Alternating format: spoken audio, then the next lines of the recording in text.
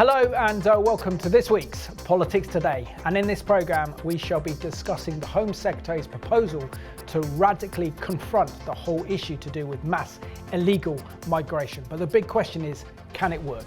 So I'm relying on my guests to provide those intelligent answers. I'm joined today by Maureen Martin, who's the Parliamentary Officer for the Society for the Protection of Unborn Children, together with Reverend Chris Wickland from Living Word Church, and that's in Fareham. So warm welcome to the programme.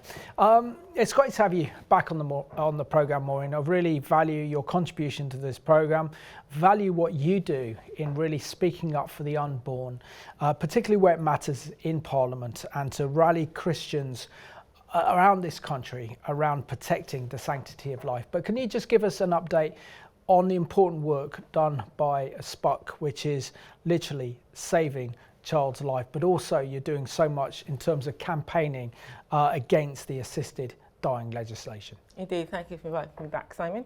Yes, we are very busy on two fronts. We've got assisted suicide and we've got decriminalisation of abortion.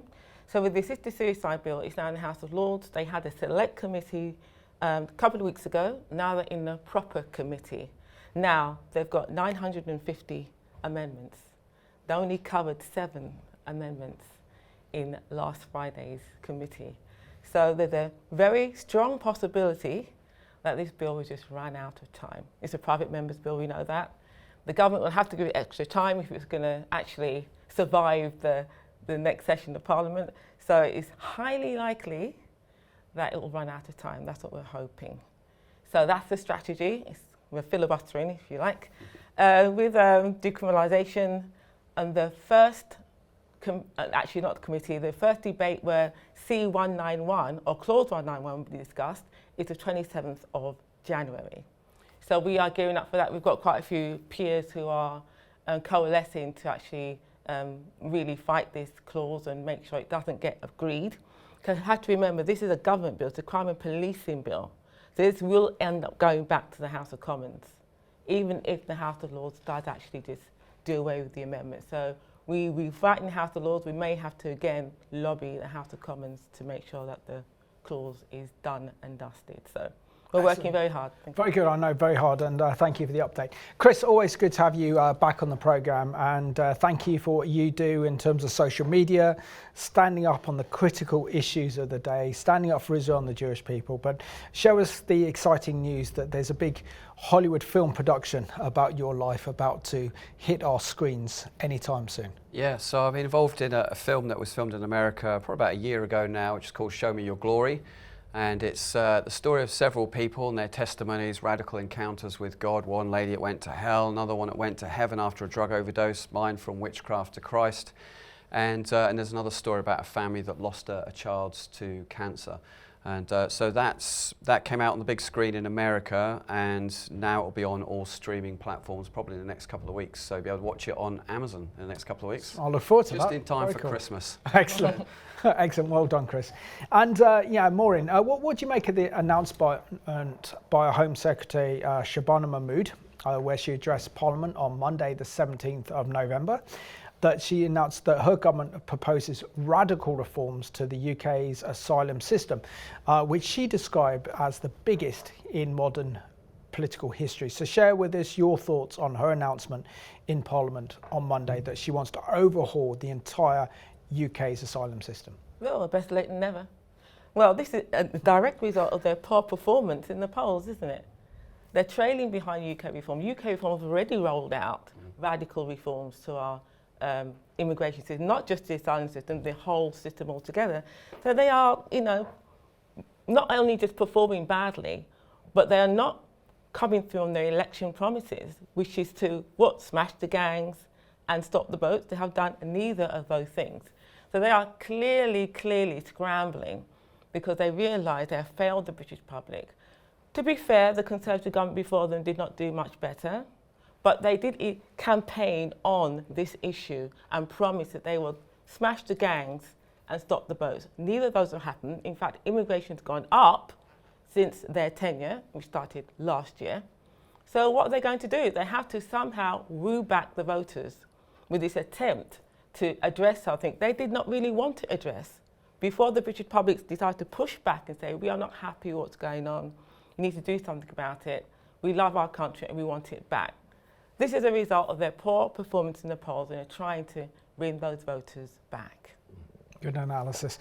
And Chris, what do you make of these radical proposals, certainly coming from a Labour government is radical, knowing that it's taking them this long to be empowered to recognise that mass illegal immigration into the country poses an existential threat, not only to our nation, but also to the very social cohesion of our society. So share with us why it's taken the Labour Party or the Labour government so long to actually finally get their act together and try and do something about this.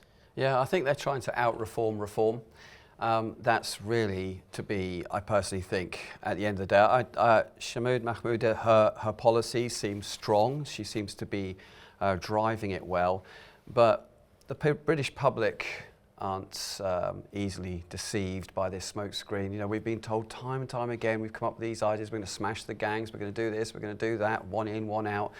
And it's failed to materialise. And although she's speaking big, she's speaking tough, the reality is that the way that Labour are, from an ideological point of view, it's just something that they don't believe in it. And so it's almost like they are really just playing political football, because they do not believe in what Reform are standing for. They think it's racist.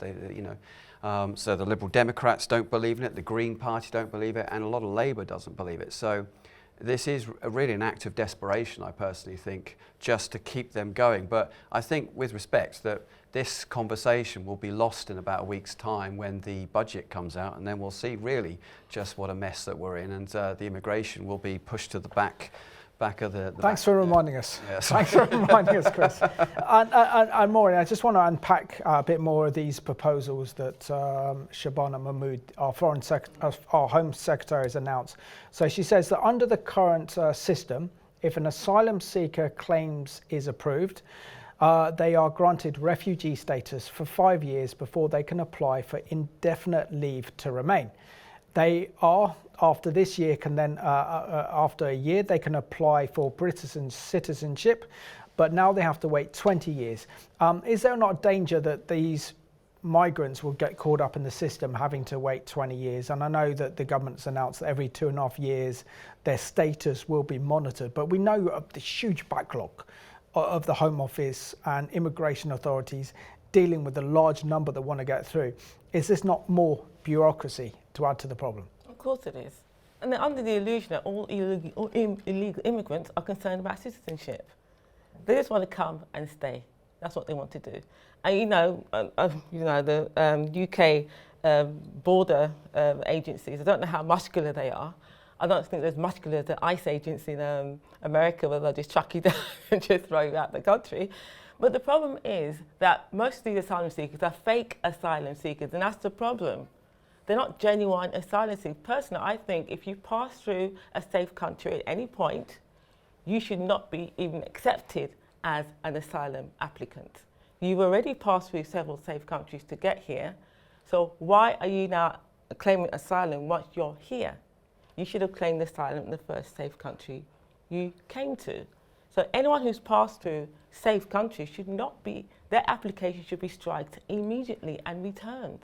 Absolutely. And part of this review for an illegal migrant in this country that's most probably crossed on one of those boats across the English Channel, where the government has then picked them up and said, okay, instead of staying here 5 years, you have to stay here for 20 years, but every 2.5 years will reflect your status.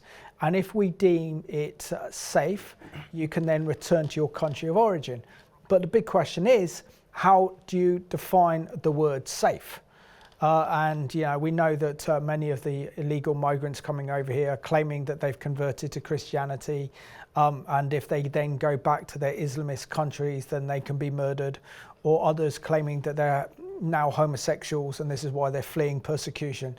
So how do you actually define what a safe country is? And surely it's better to look at the actual threat and the impact that this will have on our country, our nation, our social cohesion, and even how safe our streets is before you start considering whether it's safe for these people to go back to Afghanistan, Iraq, Syria, you name it. Yeah, the thing that we're not mentioning here is the activist lawyers, the ECHR, the civil service, which by nature are open border in their policies. So it's all very well that I mean, it's a great plan, some of the things that she's coming out with. But the reality is that will she be able to get it through Parliament? And even if she did get it through Parliament, would the ECHR allow these changes? And back to your initial question of whether it would be safe, you know, have someone to stay in this country for up to 20 years before they can be given, you know, a status of being a national or whatever. They probably by that time have had wife, kid, family, whatever. So by which time they are well entrenched into our society. And then again, the human rights lawyers would then quite easily say, well, they've got family here, you can't get rid of them now, whether it's safe to go back or not. They, you know, they're entrenched in our society now, in our culture. So again, that's a problematic particular point there of the 20-year stay before they can become citizens. No, good point. And Maureen, another aspect to this one says this is good news for the UK taxpayer under the new plan. So asylum seekers could lose the automatic right to some of the benefits, including housing help, with legal duty to provide support, revoke and instead made discretionary. The government says that this will happen in coming months. And also there's a big speculation as well that those migrants coming over with money will have to use their own money to help provide accommodation costs, hotel costs and others. And if they have cars or they have a lot of wealth, then they have to sell this one. Share with us how actually this is quite a good move. So why should the British taxpayer pay the burden to look after this like huge uncontrolled migration on a scale that we've seen over the last few cities? It's like huge cities have just literally moved from the Middle East and North Africa and from parts of Asia straight into our nation. Exactly. Oh, why make it discretionary? Why just not eliminate it altogether? See, this is one of the draws of what makes the UK such a nice place for these people to come to. They'll get hotels and free meals and, you know, just basically invade our small cities. And this is what's happened in America. This is why we have Donald Trump in office, because the people just said we've had enough. And he had a comprehensive plan to deal with it, and he's done it. Unlike the Labour government who promised to do something, they didn't do anything. Personally, I think it should not be discretionary at all. It should be just absolutely done away with, to take away that carrot, if you like, for people to come here and know they're going to be looked after on the taxpayer dime, as it were. We've paid enough. We can't afford it. I mean, we're going to see in the budget how we can't afford it. Yeah, So I mean, considering what the government's black hole was between 30 and 50 billion, and the actual housing cost to house all these illegal migrants has gone up from 5.4 billion to now 17.3 billion, according to the Daily Telegraph. So yeah, this is a huge outlay of our taxes, which should be spent on education, health, roads, military infrastructure, which is not, because this is where the money's had to go. Chris, the government has also announced that the small proportion of asylum seekers who have the right to work will have their support removed, and those with assets also lose the automatic access to support, along with individuals who do not comply with the law.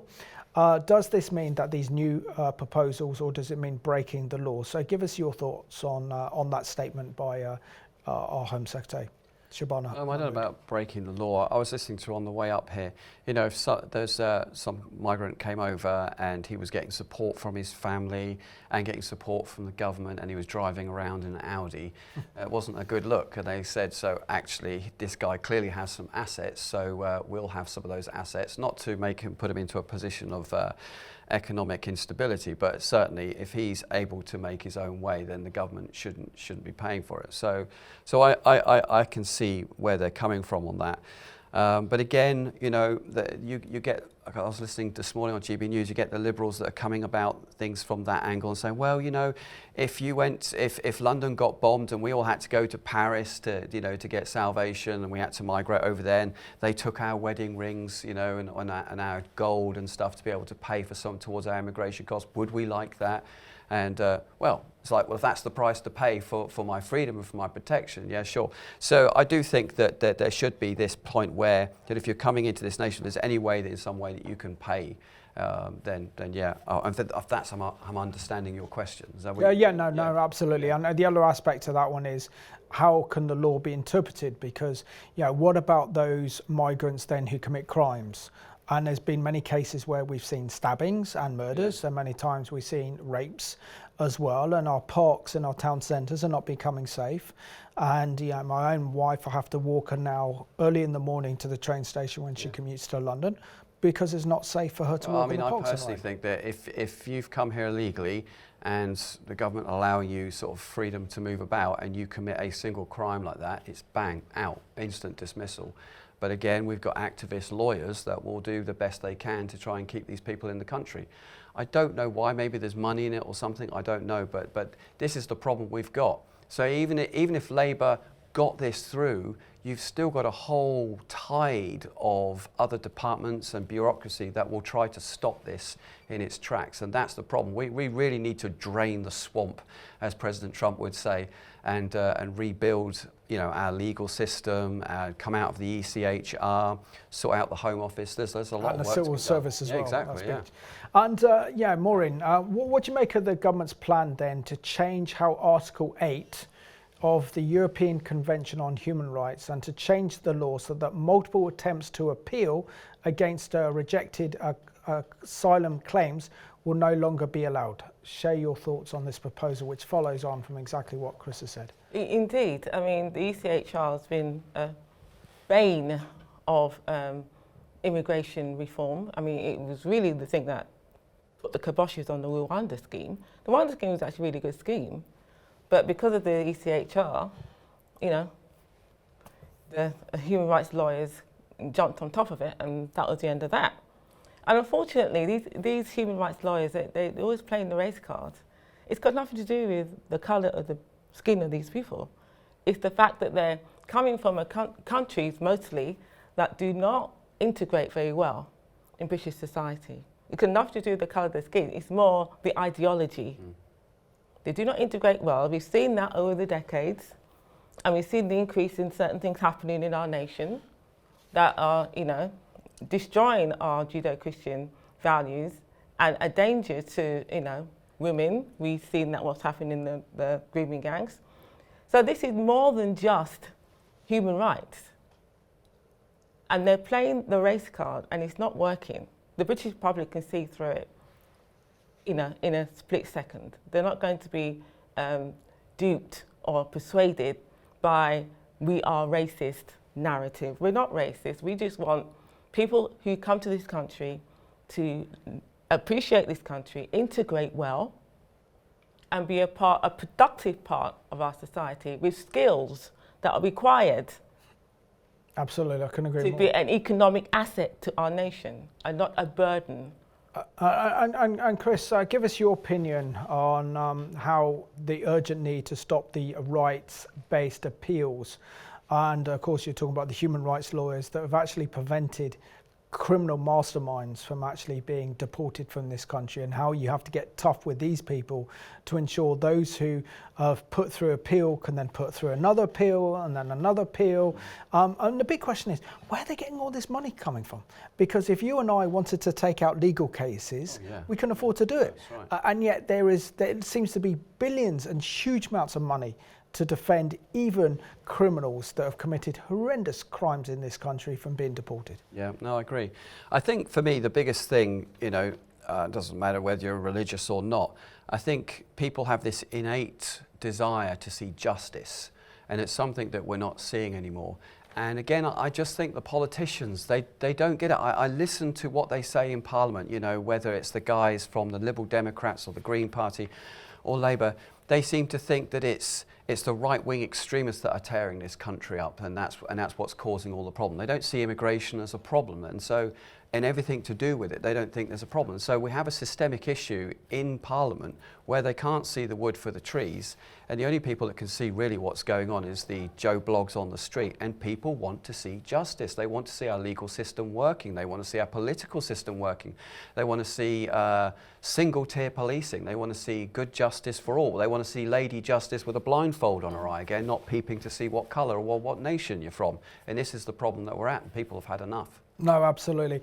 Maureen, what do you make of the government's of visa sanctions and the Labour government really looking to President Trump for inspiration? I mean, this we have really turned full circle, haven't we? Whereby our Home Secretary and others are actually looking to President Trump and the way he's dealt with for ideas. I mean, this is anathema to the Labour Party. I know. But it says this one, the government has announced that it will bring in Trump-style visa sanctions for countries who fail to take back illegal migrants. Initially, 3 African countries will be targeted: Angola, Namibia, and the Democratic Republic of Congo. If they do not cooperate more on the removal of illegal migrants, they face visa sanctions, and their tourists, VIP and business people could be blocked from travelling to Britain under plans reportedly inspired by Trump.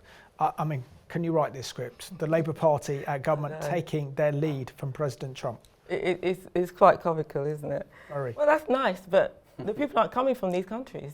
Exactly. They're not coming from Africa. They're coming from the Muslim countries, Middle East. So what's the point? It's a complete waste of time. It's all just window dressing and just talk. You know, if you really want to do something, target the nations they're coming from. And also, do you have the courage and the muscular enforcement agencies to actually deport these people? Trump is deporting people. Are we deporting people? We've got one in, one out. That's nice, but... And then they're flying back here again. Exactly. No, we have to have the muscular agencies and the courage to actually remove people from this nation on a mass scale. It might not be popular with your liberal friends, but that's what's needed. So whether they have the courage to do that or not remains to be seen. If they want to follow Trump, that's what they're going to have to do. Yeah. Another part of this proposal regarding forced removals, Chris, is this one. The government wants more forced removals of asylum seekers whose claims have been rejected. Mahmood is focusing particularly on the removing of families. The government argues that some asylum seekers in the UK exploit the fact that they've had children and put down roots in order to thwart removal. The government says its hesitance around returning families has created perverse incentives to put children on small boats. Under the new plans, families will be offered financial support to encourage them to go home, but if they refuse, they will be forced out, but also giving them £3,000 per family to go. So how much is that going to cost us, and how much is that going to cost the taxpayer? And surely that's a little bit of an incentive for any migrant coming through, because they think, okay, the worst case scenario, I get kicked out of the country and they give me a nice cheque for £3,000 to do so. Yeah, I mean, it's a double win, isn't it? So even if you lose, you still win. The table's rigged in your favour. And again, people are tired of this. I appreciate this policy. It's trying to be quite strong, but at the same time, it's trying to be fair and reasonable. But again, I just cannot see modern day liberals allowing asylum seekers to be taken back to their country kicking and screaming. They just don't have the ideological or political will to see this through. You know, you see what Trump's been doing and people love it, but the politicians hate it. But the reality is it needs to be done, and I just don't think that anyone's got the political will to do it. Yeah. Maureen, what did you make of what Nigel Farage has said about the government's reform of our broken asylum system, where he told the Daily Mail that Mahmood sounds like a reform supporter, and that did not go down at all well with Shabana Mahmood, that's for sure. Of course it wouldn't. Listen, this government has no new ideas of their own. They're just following the polls. They want to make sure they get back into office or even survive to the next general election. They have no new ideas. They ideologically run out of steam. So they're now piggybacking on UK reform, who are way ahead in the polls, knowing that this immigration issue is a big issue with the British public. So they're trying to do something. But it's not their ideas. They're borrowing ideas from different people. It's not their ideology. They're not bought into it. And that's the problem. They will not I agree with Chris. They will not follow through with what's really required, and that's to deport people. But isn't, I mean, I can understand why our Home Secretary Shabana Mahmood is pushing this forward, because she recognises that if the Labour government doesn't deal with this issue, not only does Labour face an existential threat at the polls, they will lose the general election, but also I think the entire Labour Party poses an existential threat if they don't deal with this migrant crisis, because don't forget, it's the working class, traditional Labour supporter that's abandoning Labour and supporting reform. And the more that they are seen not to be acting, it is a great danger that not only will they lose the next election, but at the next election, Labour could be virtually wiped out and just become a non-entity. Share with us how this is so important in the thinking of the Labour government and how they have to implement these things, otherwise it's goodbye, goodbye. Yeah, I think this is the strategy of a drowning man. It's like this is the last chance that I've got to stop this. And like I said, once the budget comes out, that will be the thing that will be the last hole in the Titanic, and down she goes.